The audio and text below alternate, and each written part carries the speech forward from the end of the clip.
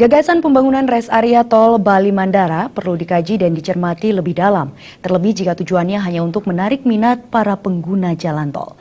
Jangan sampai gagasan pembangunan rest area dengan segala fasilitasnya menimbulkan masalah baru seperti kemacetan yang sering terjadi di bundaran tol Bali Mandara menuju Bandara Ngurah Rai.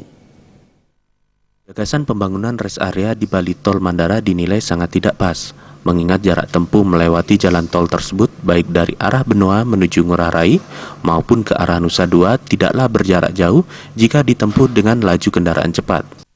Pendirian rest area di dalam area tol pun tidak pas jika pendiriannya hanya demi tujuan agar para pengguna tol dapat menikmati pemandangan dan mengabadikan fotonya di jalan tol. Hal ini diprediksi akan menimbulkan kemacetan di jalan tol dan dapat merugikan para pengguna tol itu sendiri. Lebih baik upaya pembenahan yang digagas pihak Jasa Marga Bali Tol Mandara diarahkan untuk tujuan melancarkan lalu lintas kendaraan keluar dan masuk gerbang tol sehingga tidak menimbulkan kemacetan seperti yang terjadi di bundaran Bali Tol Mandara menuju Airport Ngurah Rai yang sering macet dan rawan terjadi kecelakaan lalu lintas saat ini.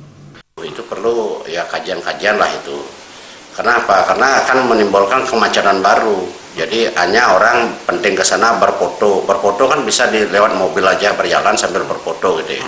Jadi saya rasa untuk rest area tidak perlu, tapi yang terpenting itu adalah underpassnya yang di Padang Ngurah Rai ini biar cepat, lancar dan seterusnya. Dengan adanya tidak macet ini otomatis orang ingin cepat juga kan segera pasti akan minat dia masuk untuk tol ini gitu. Ditambahkan pembangunan rest area di Bali Tol Mandara perlu dikaji kembali dengan cermat, terlebih jika tujuannya untuk lebih menarik minat para pengendara melalui jalan tol.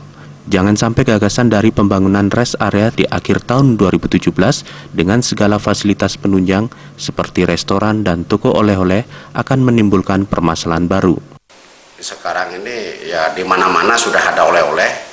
Apa tidak menimbulkan permasalahan baru lagi. Sekarang aja pasar oleh-oleh sudah low semuanya, termasuk juga restoran di sekitaran di bandara ini kan sudah di mana-mana restoran gitu ya. Itu saya rasa enggak efektif lah saya pikir. Indra Wijaya,